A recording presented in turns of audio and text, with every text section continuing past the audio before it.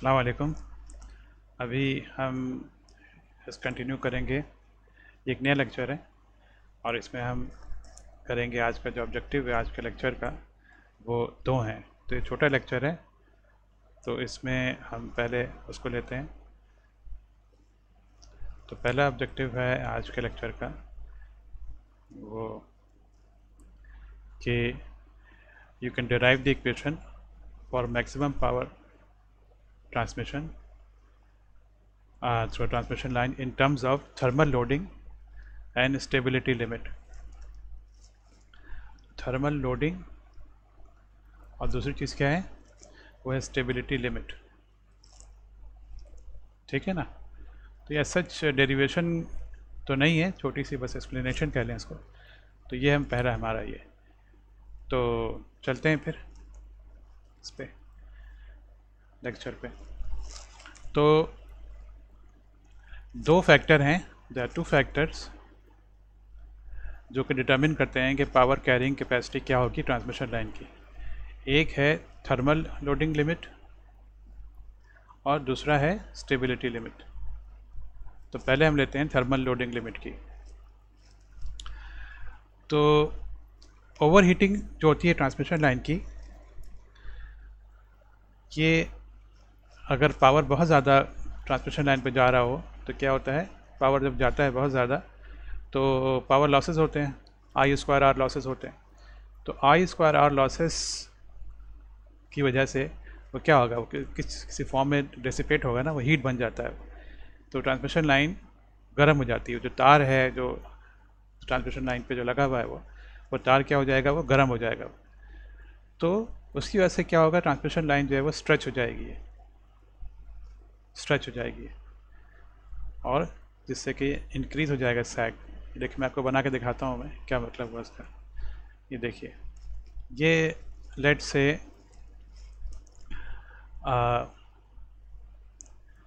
आपके पास एक transmission line का टावर है। ये टावर बना देते हैं ये, ठीक है। ये टावर बन गया आपका।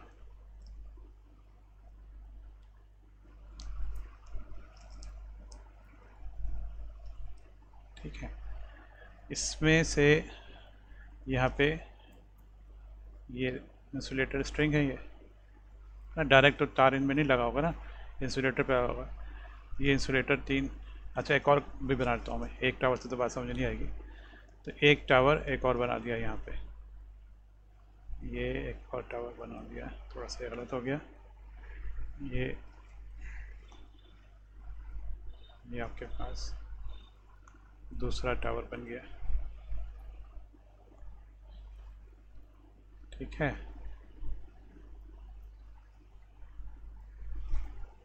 ये दूसरा टावर आ गया, इस पर भी बना लेते हैं ये इंसुलेटर स्ट्रिंग। ये इंसुलेटर स्ट्रिंग है। अब क्या होगा कि इस टावर पे ये वायर चल रहा है, ये है ना, यूँ ये एक वायर आया, ये हैंग हुआ हुआ है इस पर। इसी तरह से ये एक और वायर है, ये इस पे हैंग हुआ हुआ है ये, और ये एक और वायर है जो इस पे हैंग हुआ हुआ है ये, ठीक है ना। चलो वायर का कलर चेंज कर देते हैं, ये वायर दूसरे कलर की बना देते हैं। ये वायर आ गई ऐसे, ये दूसरी वायर आ गई और ये आ गई, ठीक है। ये तीन वायर्स हैं। अब क्या होगा, अच्छा नीचे ज़मीन ही बनाते हैं, ज़ाहिर सी बात है, टावर तो कहीं ना कहीं होंगे ना खड़े हुए इस चीज़ पे। तो ये ज़मीन है ये, ठीक है। अब पूरा बन गया। अब क्या होगा कि ये टावर हैं, ये इन टावर पर इन टावर से पावर फ्लो हो रहा है इन तारों के ज़रिए। अब क्या होगा, जब पावर बढ़ेगी, पावर जब ट्रांसमिशन है इसमें से आप बढ़ाएंगे तो क्या होगा, इसमें हीट पैदा होगी, आई स्क्वायर आर लॉसेस होगा। पहले तो आई स्क्वायर आर लॉसेस होगा, आई स्क्वायर आर लॉसेस। ये आई स्क्वायर आर लॉसेस कन्वर्ट हो जाएंगे हीट में, जिससे ये गर्म हो जाएगा। ये जब ये चीज़ गर्म होती है तो क्या होती है, वो चीज़ फिर सॉफ्ट हो जाती है, फैलती है वो चीज़। तो अब ये तार जो है ये क्या होगा, ये लटक जाएगा थोड़ा सा। चलें अब ये समझ लें, ये इसकी ओरिजिनल पोजीशन है, ये इसकी ये है, ये कलर चेंज कर दूँ, ये इसकी ओरिजिनल पोजीशन है, ठीक है ना। तो अब हम इसको कर देते हैं दूसरे इसको कलर की, ये समझने की, ये थोड़ा ये नीचे हो गया, ये लटक गया ये तार। तो एक ही पे मैंने बनाया, बस तीनों पे नहीं कर रहा, तो बहुत ख़राब सा हो जाएगा ये। तो अभी लटक गया ये। अब लेट से कि ये चीज़ लटक गई, जो इसकी यानी कि स्ट्रेच हो गई।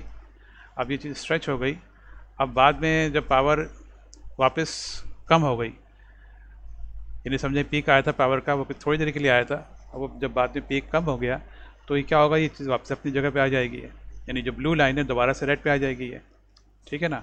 तब तो कोई मसला नहीं है। लेकिन इमेजिन करें ऐसा ना हो। इसकी मैं मिसाल देकर समझाता हूँ आपको। इसकी मिसाल क्या होगी, हाँ इसकी मिसाल आप ये समझेंगे, स्वेटर है, स्वेटर पहनते हैं ना सर्दियों में, तो सर्दियों में स्वेटर आपने पहना, और अब अगर आप स्वेटर जब पहनते हैं तो थोड़ा सा वो टाइट होता है ना, थोड़ा सा टाइट होता है, थोड़ा सा स्ट्रेच हो जाता है। तो अब आपने इसको जब पहन के उतारा तो दोबारा से उसी अपने नॉर्मल हालत में आ जाता है। लेकिन लेट से अब आप वो स्वेटर जो आपका है वो आप दे दें किसी बहुत ही चले मोटा मैं नहीं कहना चाहता, किसी बहुत ही हेल्दी कह लें, खैर मोटापा हेल्दी की तो खैर नहीं अलामत है, किसी आप बहरहाल मोटे आदमी को दे दें। तो अब वो जब वो स्वेटर पहनेगा तो क्या होगा, अब वो स्वेटर जब वो स्ट्रेच होगा और वो उसको उतारेगा तो स्वेटर दोबारा अब अपनी हालत में नहीं आएगा, वो स्ट्रेच क्या हो गया, वो परमानेंटली स्ट्रेच हो गया।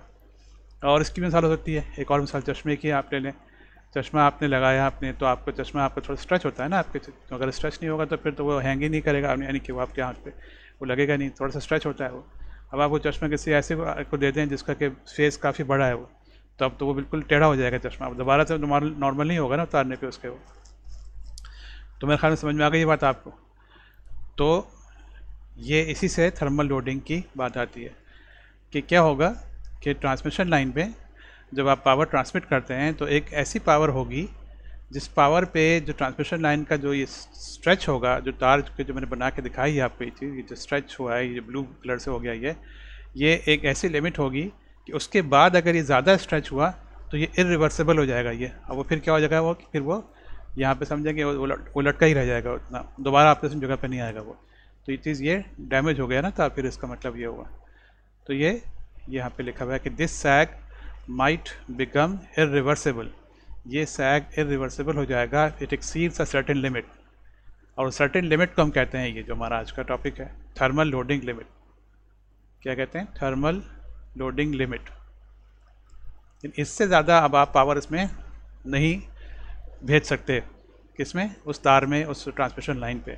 और उसमें आपसे कोई कहेगा नहीं भाई इसमें तो भेज सकते हैं, इसमें तो अभी और भी पावर जा सकती है, तो आप कहेंगे नहीं ये भेजने को तो भेज सकते हैं आप, लेकिन इसकी थर्मल लोडिंग लिमिट जो है ना वो एक्सीड हो जाएगी।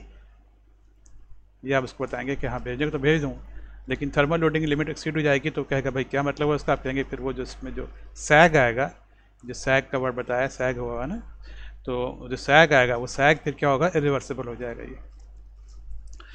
तो जैसे कि मैंने बताया आपको कि ये जो चीज़ है, ये जो लॉस है, ये क्या होता है, ये आई स्क्वायर आर लॉसेस होता है, यानी कि डायरेक्टली जो पावर है ये वाली, ये डायरेक्टली डिपेंड करती है करंट पे, करंट के स्क्वायर पे ना, और फिर रेजिस्टेंस पे। तो रेजिस्टेंस तो खैर कांस्टेंट है, करंट वेरिएबल है ये। तो ये करंट जो है इस पर डिपेंड करती है ये आपकी। तो अगर वो करंट, यानी पहले से आप निकालेंगे पावर वाली, तो वो करंट जिस पे कि ये थर्मल लिमिट मीट हो जाए, तो उसको फिर आप जो है उस पावर को आप कहेंगे कि एस थर्मल, यानी कि वो लिमिट जो है पावर की, is equal to 3 into voltage, rated voltage into I thermal, ठीक है ना। तो ये आपके पास थर्मल लोडिंग लिमिट आ गई कि ये पावर जो है ये इससे ज़्यादा आप पावर नहीं भेजेंगे ये। तो पावर जो भेजेंगे आप मैक्सिमम वो कहलाएगी थर्मल लिमिट, और वो करंट जो उससे करस्पॉन्ड करेगा वो कहलाएगा, करंट जो है वो थर्मल लोडिंग का जो करंट करस्पॉन्ड कर रहा है वही कहलाएगा, ठीक है। तो ये क्लियर हो गया आपको। पीछे चलें आउटकम पे, क्या रह गया। तो हमने कर लिया कि ये डेरिवेशन, तो भी मैंने कहा डेरिवेशन तो नहीं थी, छोटा सा एक्सप्लेनेशन था ये। तो आपने मैक्सिमम पावर ट्रांसमिशन के लिए देख लिया कि थर्मल लोडिंग आप से किस तरह से निकालते हैं ये, कि कितनी जो है वो ट्रांसमिशन लाइन की पावर ट्रांसमिट होगी।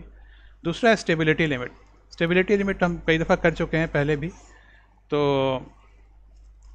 देख लेते हैं। खैर इसमें स्टेबिलिटी लिमिट क्या होती है, देखें।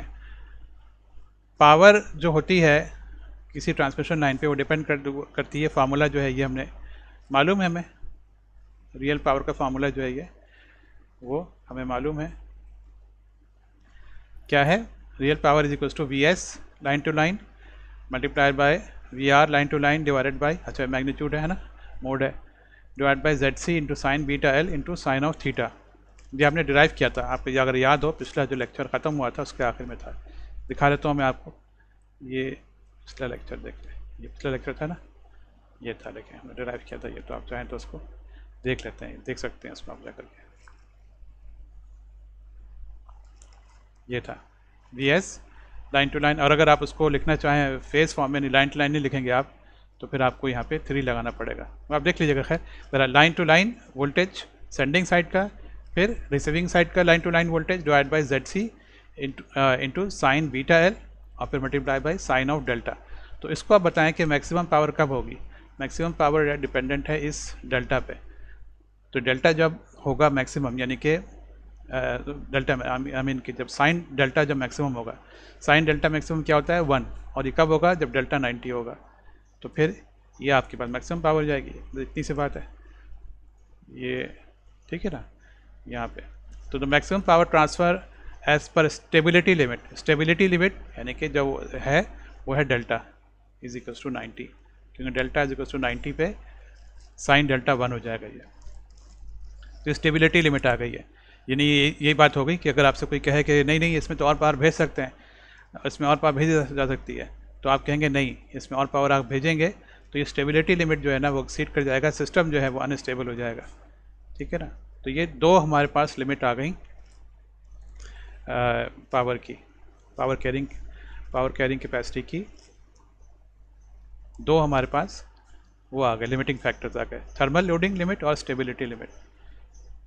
ठीक है, ये हमने कर लिया पहला ऑब्जेक्टिव आज के लेक्चर का।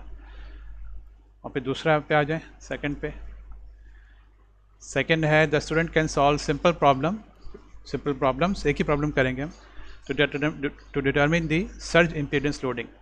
सर्ज इम्पीडेंस लोडिंग पढ़ी थी ना, मैं थोड़ा सा रिव्यू करा दूंगा। सर्ज इम्पीडेंस लोडिंग तो हम SIL हम डिटरमिन करेंगे और at maximum power transmission capability ये मालूम करेंगे। तो खैर अभी मैंने बताया भी आपको, तो ये हम प्रॉब्लम सॉल्व करेंगे ये।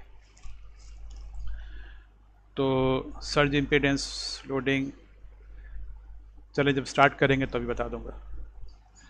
ये चलें देख लेते हैं, पीछे जाना पड़ेगा पिछले लेक्चर में, काफ़ी पीछे जाना पड़ेगा लगता है।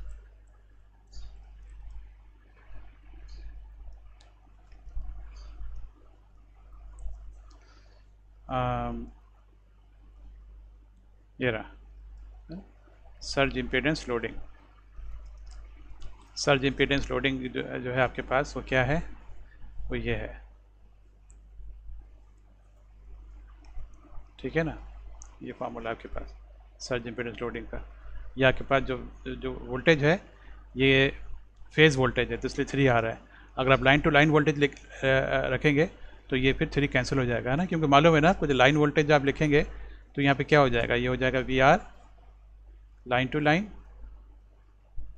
और यहाँ पे आपके पास आ जाएगा √3। तो उसका आप स्क्वायर करेंगे और ये बाहर ये 3 ये वाला, ये 3 ऐसे रहेगा, तो ये स्क्वायर करेंगे 3 हो जाएगा, तो ये 3 और ये 3 कैंसिल हो जाएगा। तो यानी कि जब ये आपको कितनी दफ़ा बता चुका हूँ मैं कि जब लाइन टू लाइन चीज़ आएगी तो ये 3 हट जाता है। ये आता है जब फेज़ वैल्यू, यानी ये VR जो है फेज़ है ये।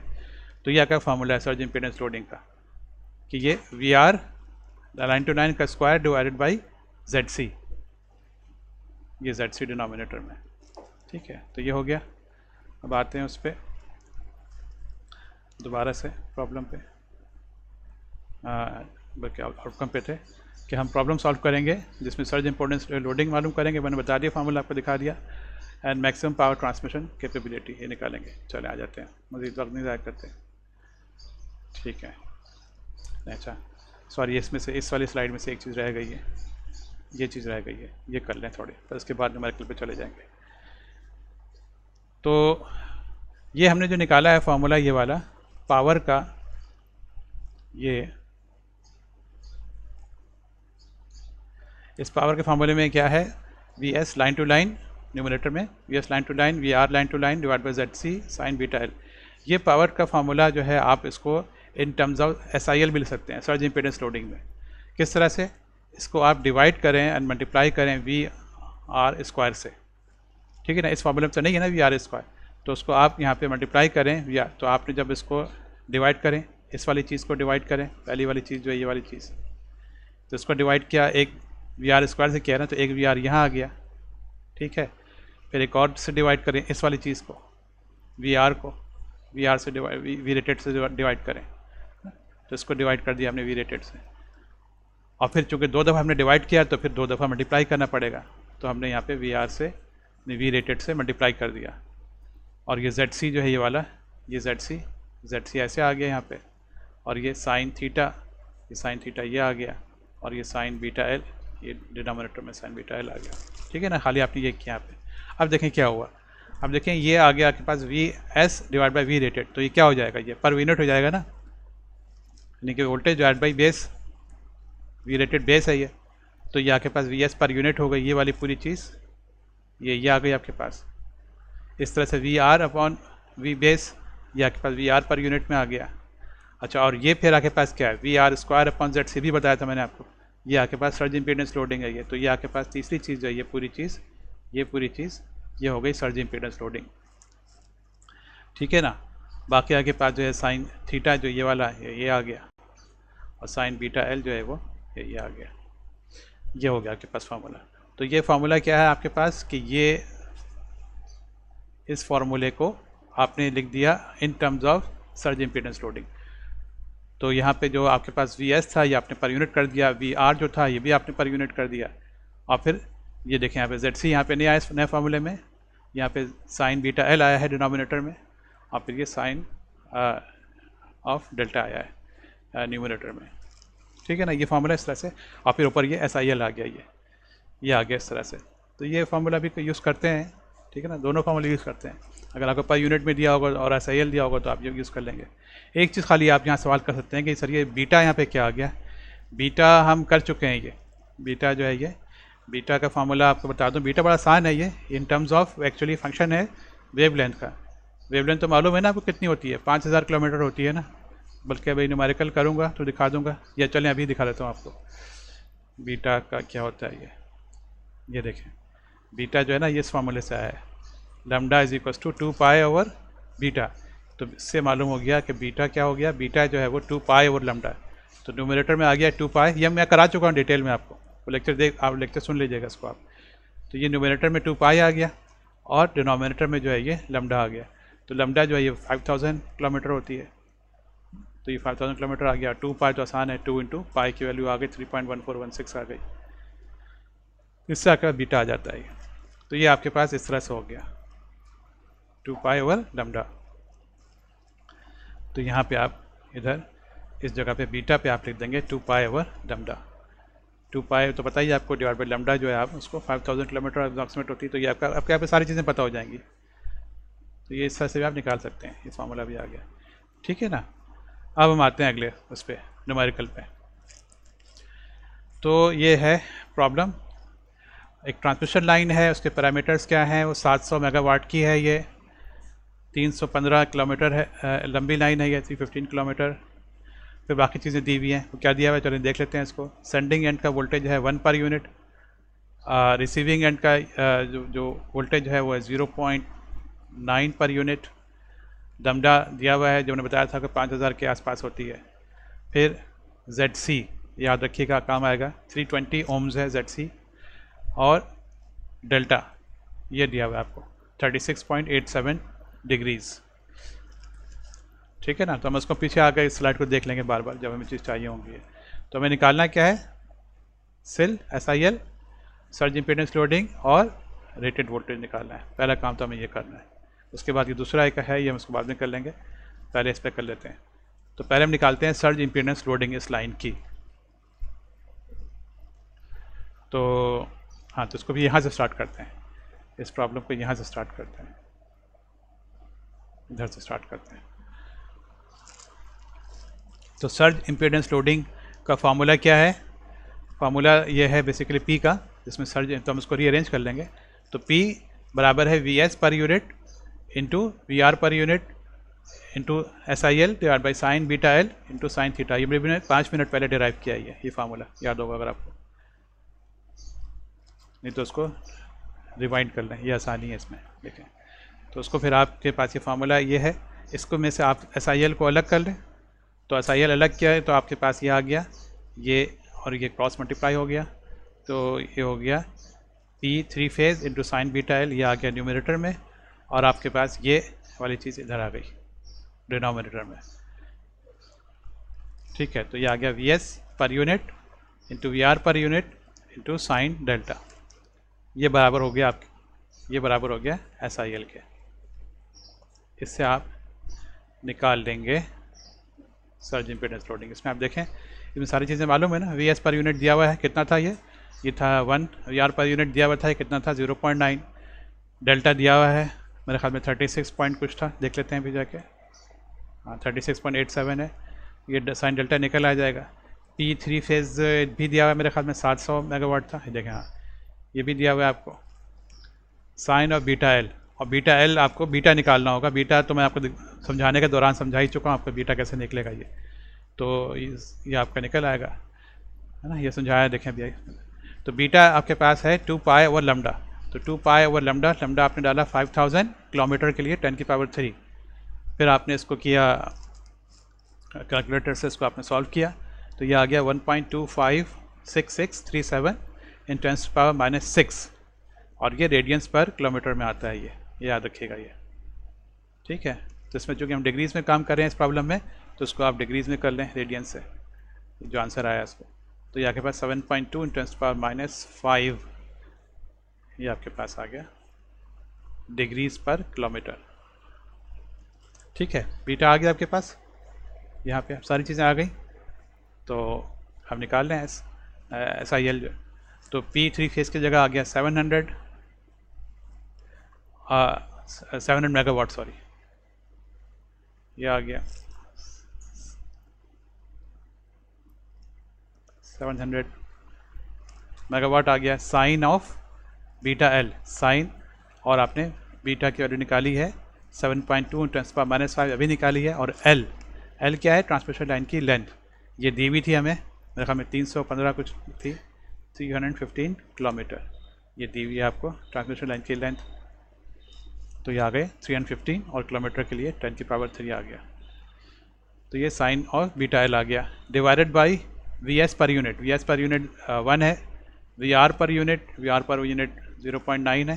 ठीक है ना, दोबारा दिखा दूँ आपको अगर आपको डाउट हो। देखें, VS 1 पर यूनिट है, VR 0.9 पर यूनिट है। तो ये आ गया multiplied by sine of delta, और डेल्टा दिया हुआ है। ठीक है ना, कितना डेल्टा दिया हुआ है? ये 36.87, तो साइन ऑफ 36.87। ये अब सब चीज़ें सारी आप डाल दें कैलकुलेटर में, तो आपके पास ये आ जाएगा 493.83 मेगावाट। ये आपने कैलकुलेट कर लिया सर्ज इम्पीडेंस लोडिंग। तो हमने प्रॉब्लम को यहाँ से शुरू किया था ना, ये चीज़ हमने शुरू की नहीं की थी। हमें निकालना क्या था? हमें निकालना था सर्ज इम्पीडेंस लोडिंग, निकाल चुके हैं। दूसरी चीज़ क्या निकालनी थी? वो निकालनी थी रेटेड वोल्टेज। तो अब यहाँ पे आते हैं, देखें, रेटेड वोल्टेज को आप ऐसे मालूम करेंगे। रेटेड वोल्टेज के लिए आप फार्मूला यूज़ करेंगे, ये surge impedance loading is equals to V²/ZC। ठीक है ना, मेगावाट। ये आपके पास फार्मूला है, ये वोल्टेज स्क्वायर/ZC। ठीक है ना, अपने किलो वोल्ट में लिखेंगे तो ये आपके पास जो है ये आंसर फिर ये मेगावाट में आएगा। ये बता चुका हूँ पिछले लेक्चर में आपको। तो आपने इसको रीअरेंज किया, यानी क्रॉस मल्टीप्लाई किया, यूँ और यूँ, तो ये ZC इंटू SIL हो गया, और ये KV हो गया। ये आपने इसका स्क्वायर रूट ले लिया दोनों साइड का, तो यहाँ पे ये इधर से ये स्क्वायर हट गया, तो ये हो गया KVL रेटेड, और यहाँ पे स्क्वायर रूट आ गया राइट हैंड साइड पे, तो ये हो गया √ZC इंटू SIL। ये आ गया, सब निकाल देंगे ना अब रेटेड वोल्टेज। SIL पता है आपको, ZC आपको दिया हुआ है, ये ZC दिया हुआ है 320 320,